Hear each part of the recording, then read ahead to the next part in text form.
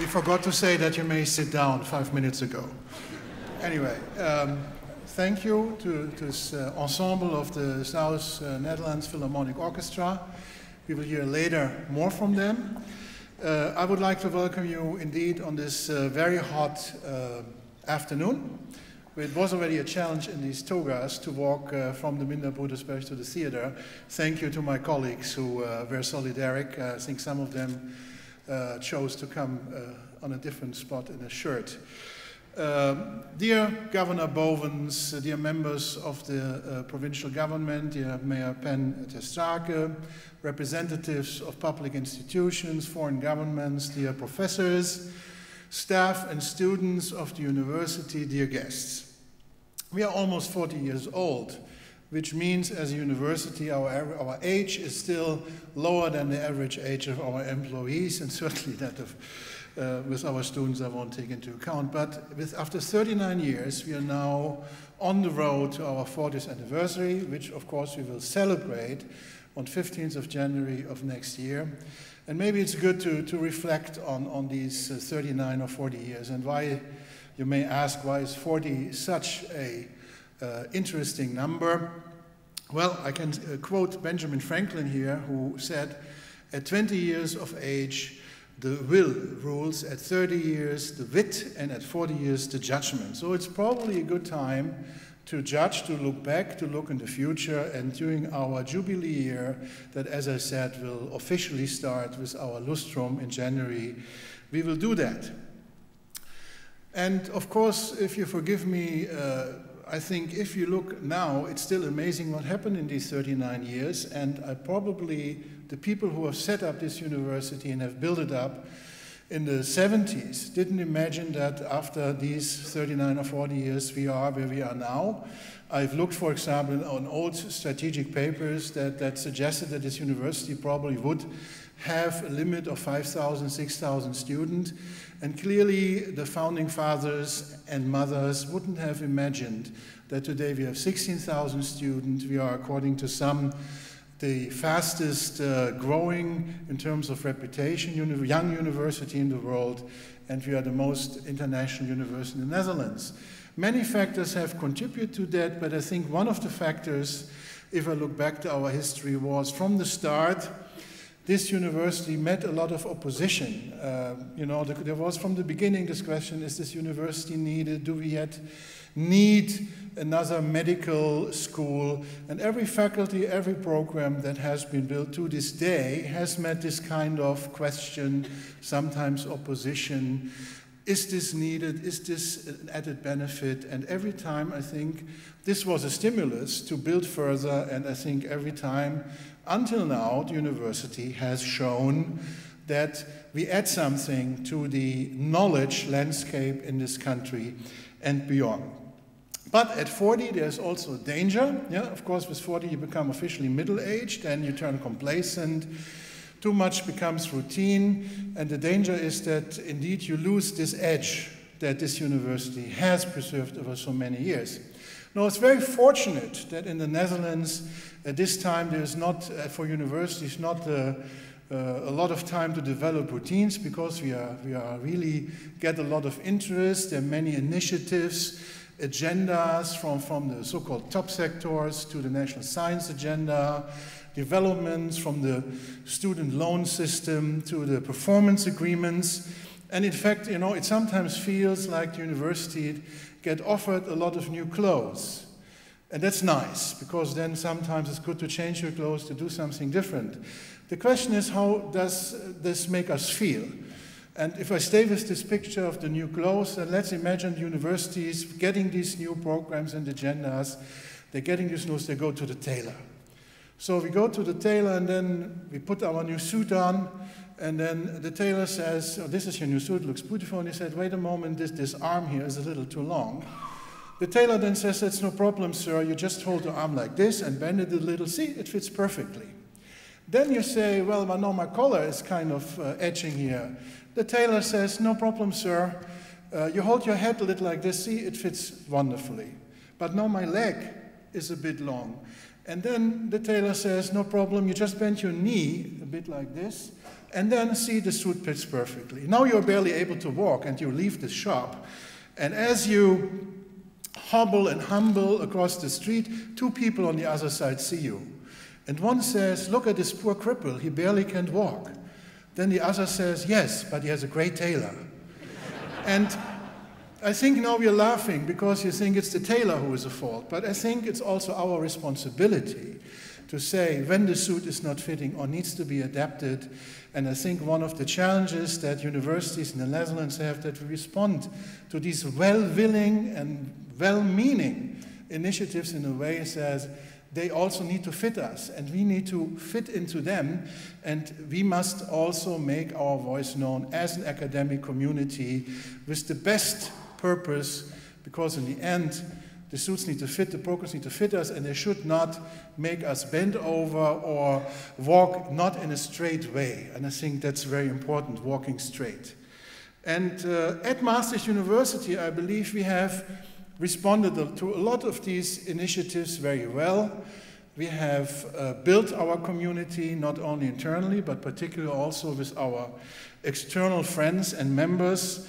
And I just want to mention a number of these initiatives here, which really were joint efforts, both from the university and from our stakeholders in the region.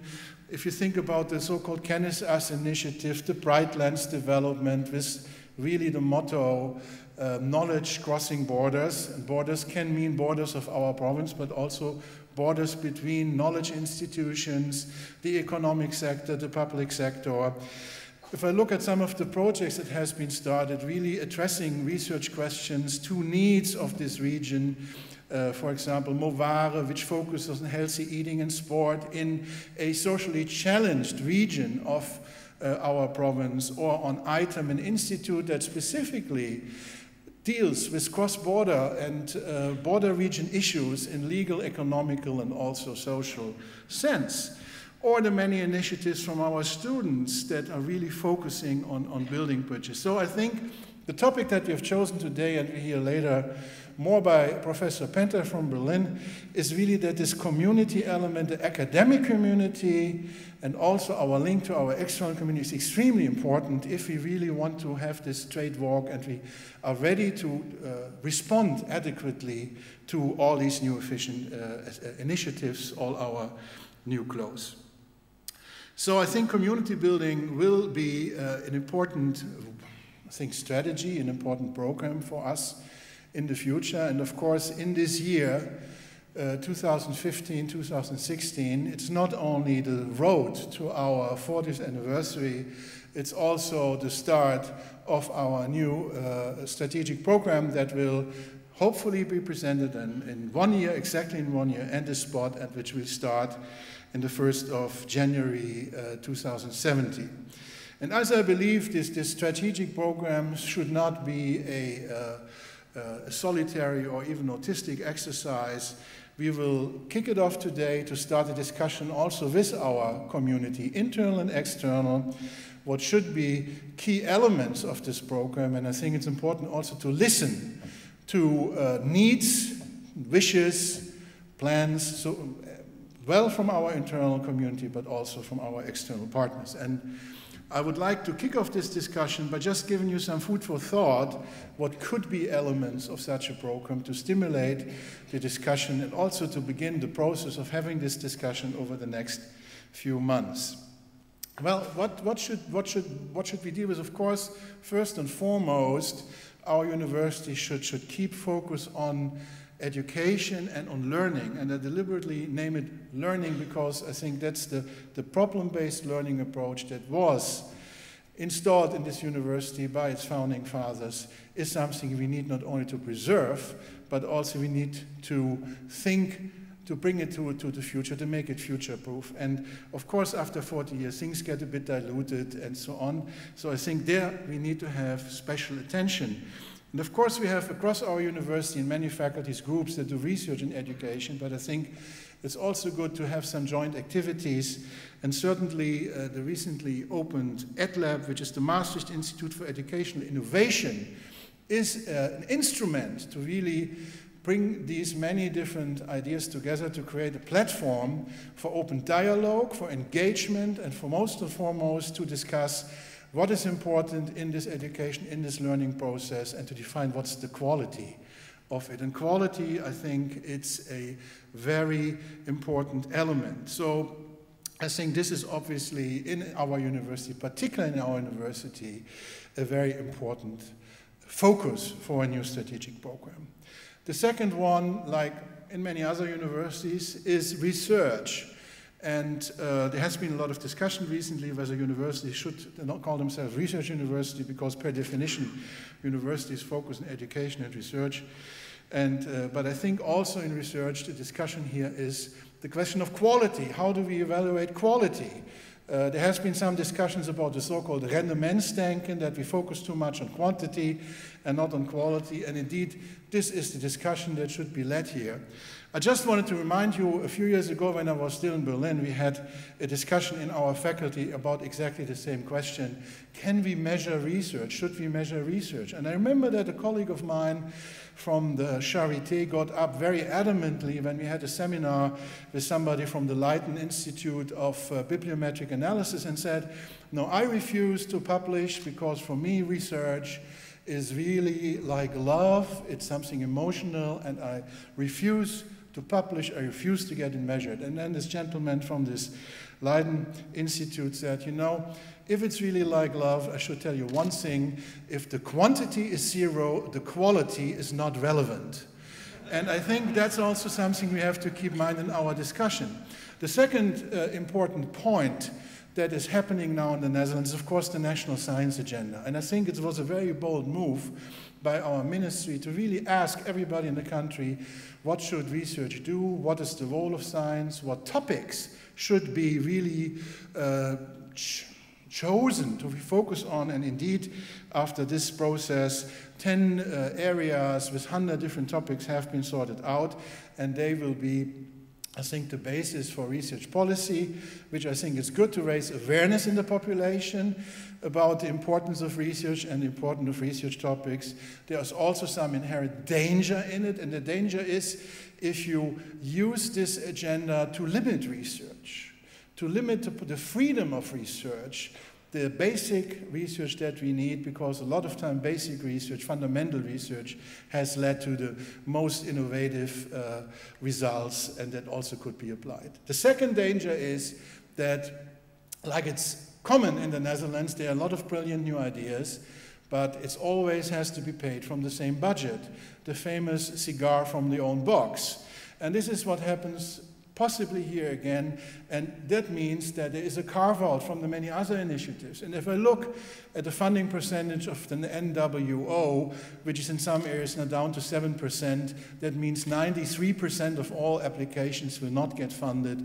That means that a lot of excellent applications will not get funded for reasons that are not dealing with excellence.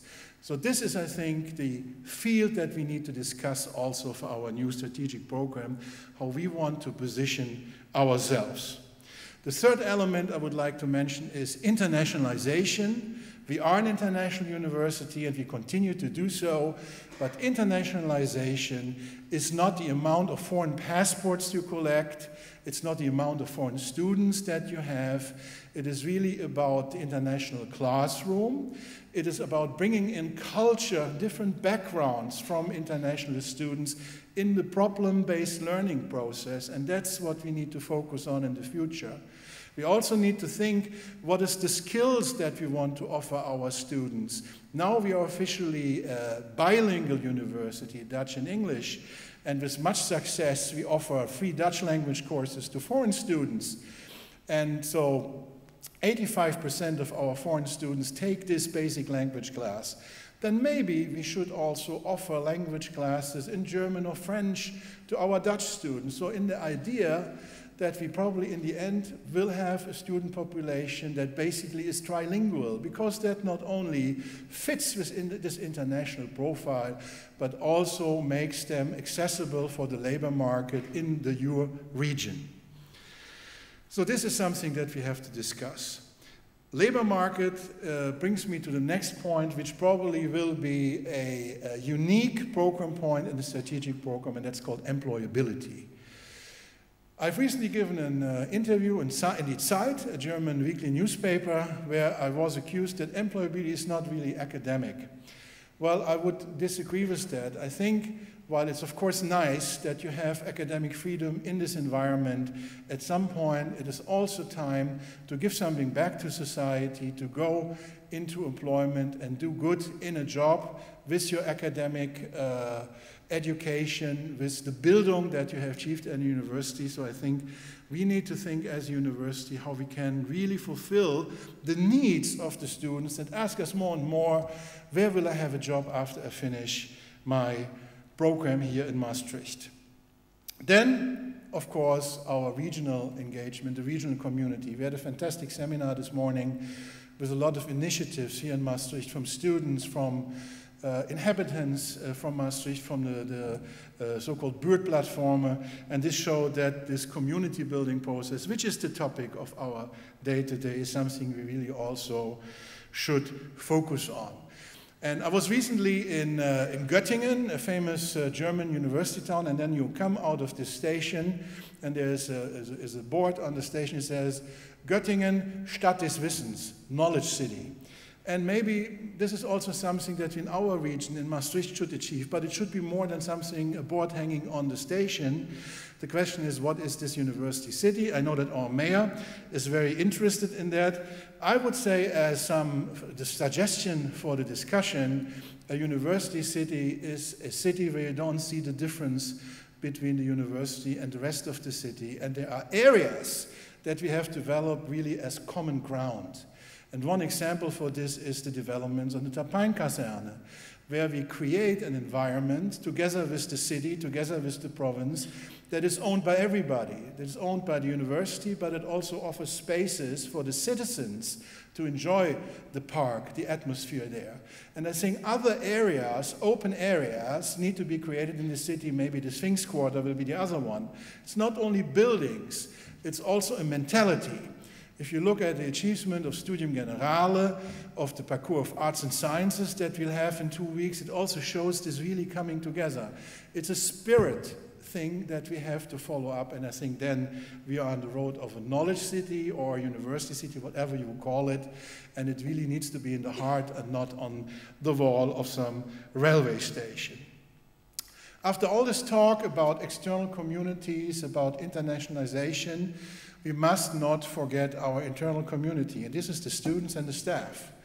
And I think in this rat race of performance agreements and agendas, we must not forget that it's important to build a study and work environment that people that are here as part of this community can be proud of. And we had discussion in the last year on stress, on work-related issues, on careers, on transparency. We have listened to these comments and have set a number of things in motion, like a discussion on a new HRM policy. We have learned from the discussion of last year's opening academic year that we also put diversity on the agenda, bringing more young people into careers, having more female professors, and also further the diversity of our national versus international staff. We're also very happy that the finances related to the student loan system will go back to higher education. Our minister has announced that probably 4,000 new lecturers will be distributed in this system by this new financing. If we calculate this down to the University of Maastricht, it will be at least 150 new lecturer positions. And that in itself will contribute to also the work sphere, and it will be to the benefit of both our students, because there will be more time invested in education. There will also be more time for the employees to develop their skills, to develop their careers. Two last points that I think should be mentioned in our strategic program. One is value. And I deliberately don't say valorization, because that's not really an English word. It's a Dutch interpretation of an English word. We need to talk about value. What's the value that we offer as an institution? And I would say that education and research and internationalization and community is a value in itself. The discussion about valorization in this country has too much been dominated by the economic value. And this is one of the values that we can generate, but it's only one of them. The giving back to society, playing a societal role, also as an employer, but also as a knowledge institution, is a value that we should describe and that we should fill in our strategic program. And last but not least, sustainability. We are, I think, the only Dutch university that signed the agreement on sustainable universities in the last Rio summit on on sustainability and the environment. And I think it's also something we need to address in our new strategic program. We have installed the Green Office, a student-run initiative, which looks at our ecological footprint, which also suggests projects, how we can make this university not only green, but also how we can be a sustainable investor and a sustainable institution. And I think that also should be addressed. So just some food for thought. As I said, this is a discussion that we want to have in the broadest sense. We will probably define the cornerstones in discussion with the deans and the managed teams, with the faculties, and then we like to go out to the community internally and externally to really get your ideas how we can bring this institution further as a university that is fit for the next 40 years without forgetting the spirit of the first 40 years that brought us here. Maybe the 40th anniversary is also a good moment to think about a new slogan or motto. As you know, we still have the motto, leading and learning, and there has been much discussion about that. And of course, generally we'll agree, it's much nicer if other people say about you that you are leading in something than you say it yourself. I have, a few years ago, with my colleagues, said jokingly, maybe a good slogan for this university would be stay okay. The problem is that this has been already taken up by another organization, and I think honestly, looking at the last 39 years or so, we should be a bit more ambitious, and we can afford to be a bit more ambitious, and this ambition should come as a part of our new strategic program. So this is all I have to say on this beautiful, warm, sunny day. I wish all of us, I wish you especially, that in this coming year you stay okay.